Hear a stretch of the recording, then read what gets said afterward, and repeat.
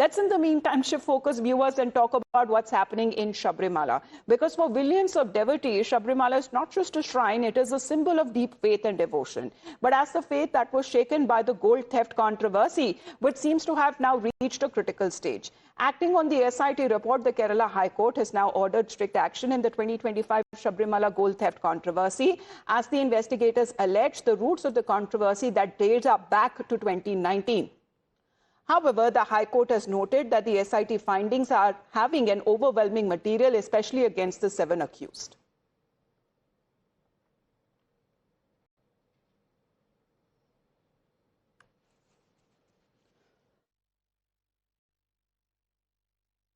Which has made scathing observations in the Sabarimala gold theft case, where it has noted that the gold-clad Dwar Palakas were transported to Chennai back in 2019 at the request of the main accused Unnikrishnan Putti, and also the court observed that the idols were allegedly mislabeled as copper plates, with the original gold plating being removed in Chennai, and thereafter the gold plating on copper that was carried out later. It further pointed out that the poor quality plating exposed the copper surface, raising serious questions over the entire process and the alleged conspiracy to conceal the crime. Now, if we talk about deep diving into what the Kerala High Court and the SIT findings have been in the court, when it comes to the controversy, where they have been talking about this 40-year warranty certificate that was allegedly issued and the gold painting that had deteriorated within months. So what was underneath that was exposed? It was a copper layer that was exposed shortly after restoration.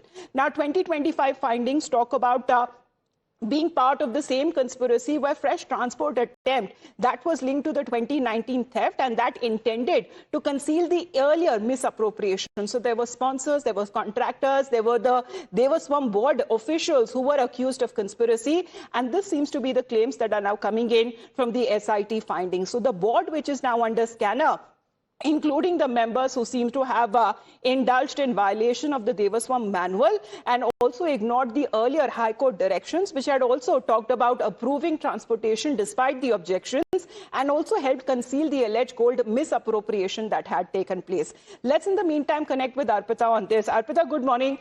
When we speak of the misappropriation, there has been scathing observations that are coming in from the Kerala High Court.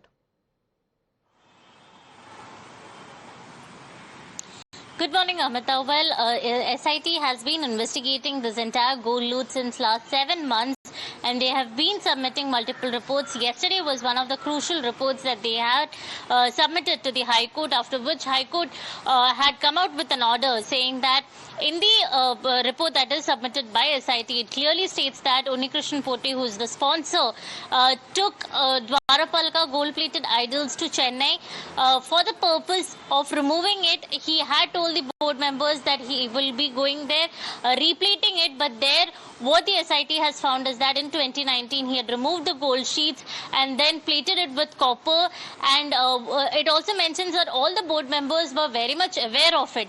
And later what happened, because it was copper plated, in 2025 the color started fading out of that metal, and because of which, to hide the entire conspiracy, this Unnikrishnan Putti again tried to transport it to Chennai for again replating, and that is when the High Court had come to know that without prior permission he had tried to transport it to Chennai, and that is when the entire gold loot had come forward. Now High Court has clearly said that SIT can further investigate, and final reply should be given as soon as possible. In fact, 20th of July is when the next hearing will happen.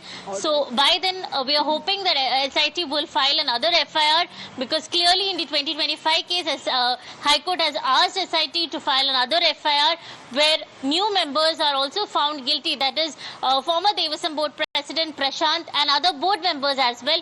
So in the coming days we are expecting that SIT will be filing another FIR with all of these accused named in that FIR, and we need to wait and watch what happens next, because High Court board officials, their role that is also being investigated, and this is coming in from the High Court itself, saying that if during investigation, if sufficient materials are gathered disclosing their involvement in the commission of the offences, then the special investigation team will take appropriate action in accordance with law, including the final of additional reports if so warranted. Now, as Arpita is getting us the updates, we also talk about what the SIT, which has been probing the Sabarimala gold theft case, has now expanded the probe to multiple former Travancore Devaswam board officials as well. And the officials on the SIT radar are also including, when it comes to the secretary, a Thantri, also a commissioner, an executive officer, an administrative officer, an assistant executive officer.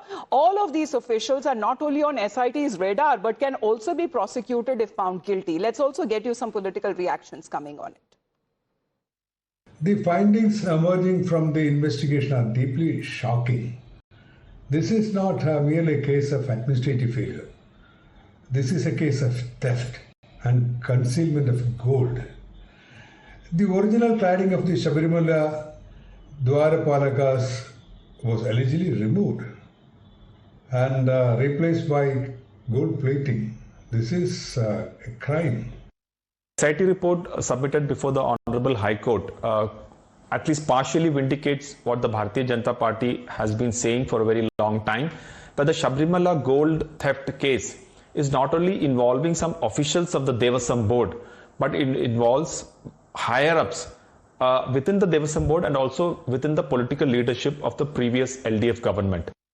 So this is at a critical stage as far as the Sabarimala gold theft controversy is concerned with. Of course, this is coming under the directions and the purview of the Kerala High Court. In the meantime, we head into a very short break.